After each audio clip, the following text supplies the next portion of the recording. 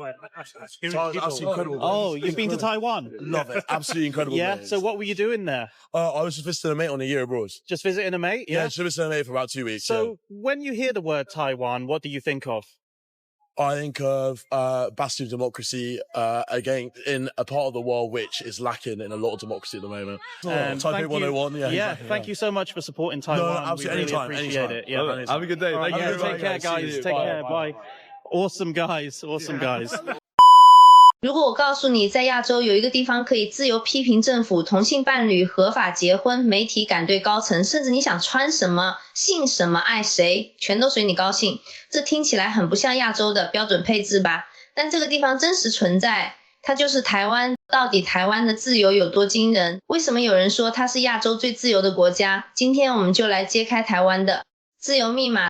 首先呢，咱们来说说最能体现自由度的一个指标——新闻自由。可你有没有想过，在亚洲很多国家的媒体其实不能随意报道新闻，甚至一些话题根本不能提，但在台湾这完全不是问题。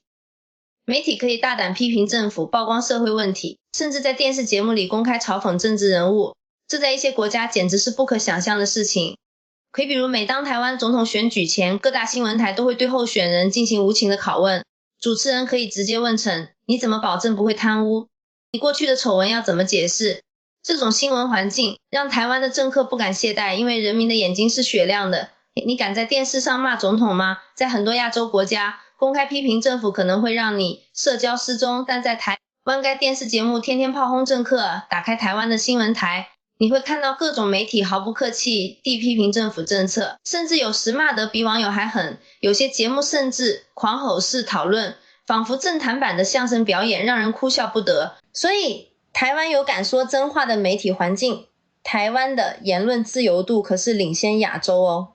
我们来看看无国界记者组织在2024年5月份公布的全球言论自由指数，台湾在全球排名第27位，在亚洲地区更是名列前茅，稳稳超过日本、韩国和香港。中国嘛，我相信看视频的观众都知道什么情况，我就不多说了哈。台湾的 YouTuber、网红、记者都可以随意批评政府、明星，甚至有人专门开节目调侃政治人物。台湾人对此已经习以为常，而在一些国家，批评领导人可能会被请去喝茶的。然后呢，台湾有非常多元的文化思想，包容开放。台湾不仅自由，而且极具文化包容性。这里有各种不同族群、信仰、次文化圈，大家互相尊重，互不干涉，真正做到了你喜欢你的，我喜欢我的。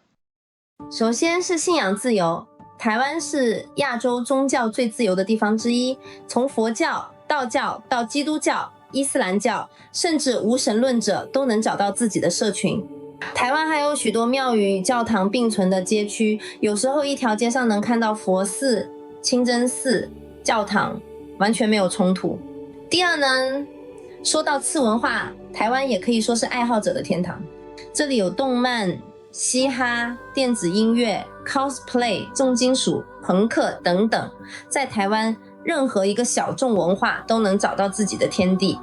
如果你漫步台湾的街头，你会发现随处可见涂鸦艺术，政府甚至划定合法的涂鸦区，鼓励年轻人用街头艺术表达自我。还有就是不得不赞美的台湾夜市，那可是饮食自由的最佳代表。台湾夜市可以说是一个文化大熔炉，在这里你不但可以吃到各式各样的中华美食，还可以找到日式章鱼烧、美式炸鸡、印度咖喱、泰式奶茶，多元文化在味蕾中碰撞，形成了全亚洲最包容的美食圣地。如果你去过台湾，你一定会被夜市的氛围所吸引。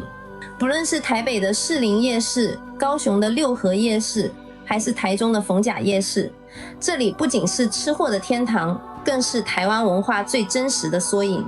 夜市文化之所以能体现自由，是因为这里的摊贩来自各个阶层，有的是小本生意的老板，有的是持续高薪工作的年轻创业者，还有的是退休后想继续发挥余热的老爷爷老奶奶。在这里，大家可以自由选择自己的生活方式，不论贫富，每个人都能找到自己的生存空间。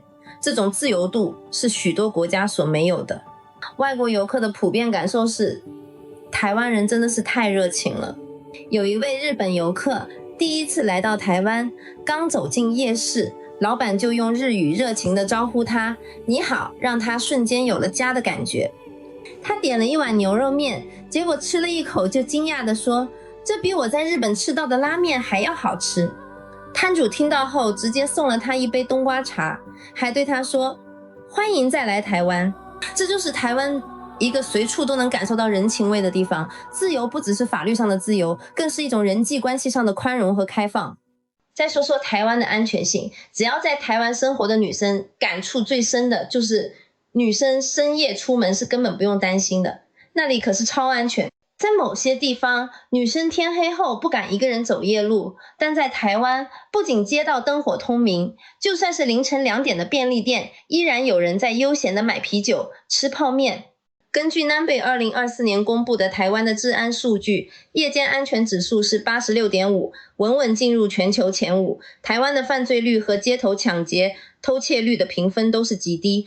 就比如一位叫皮尔的法国背包客亲身体验的，他说凌晨3点在西门町吃宵夜，看到一群妹子在路边嗨聊，完全没有任何担心。一位日本妹子 Mayuko 也说，半夜12点一个人走回酒店，不仅没事，还能遇到夜跑大爷跟我打招呼。在台湾，自由不仅意味着可以做很多事，更意味着可以不用害怕。很多不在台湾生活过的人可能不知道，台湾的年轻人是非常敢于表达自己，社会运动是他们表达自己的方式的一种直接的方式。台湾的年轻人有很强的民主意识，遇到不合理的事情，他们会勇敢发声。最著名的案例就是2014年的太阳花学运，这场运动让世界看到了台湾年轻人对民主和自由的坚持。还有呢，台湾是亚洲第一个同性婚姻合法化的地方。经过跨越30年的抗争，台湾终于迎来彩虹胜利。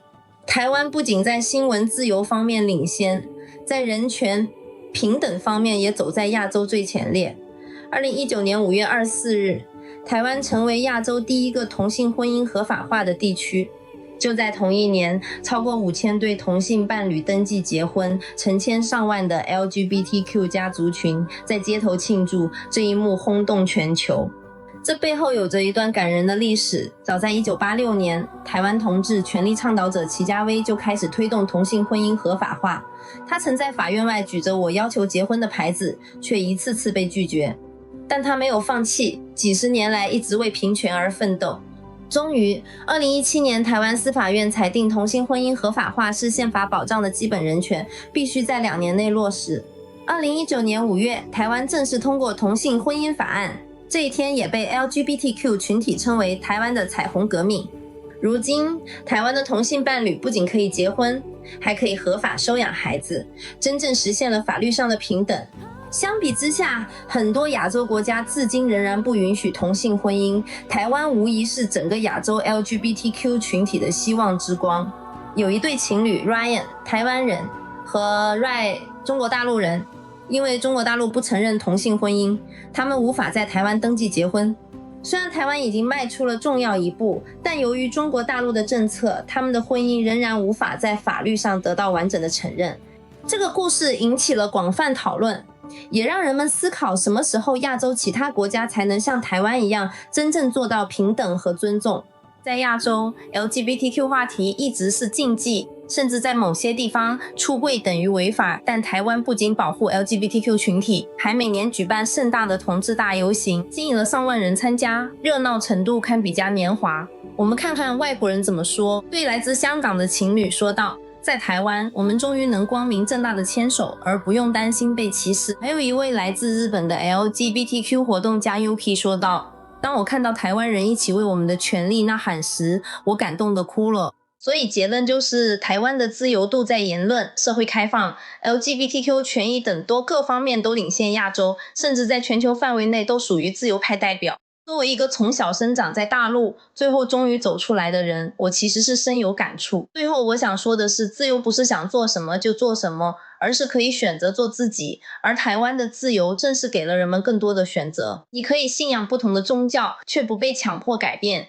你可以爱谁就爱谁，不必担心法律阻碍。你可以发表自己的看法，而不用害怕被消失。你可以深夜自由行走，而不用时时回头警惕这些看似平常的事，放在某些地方却是一种奢侈。台湾的自由不是天赐的，而是台湾人用几十年的努力，一点一滴争取来的。台湾的自由文化不仅影响着亚洲，也在向世界展示一个真正开放、包容的社会该是什么样子。如果你也被台湾的自由文化打动了，记得点赞加关注，分享给更多人，让大家看看亚洲最自由的地方——台湾。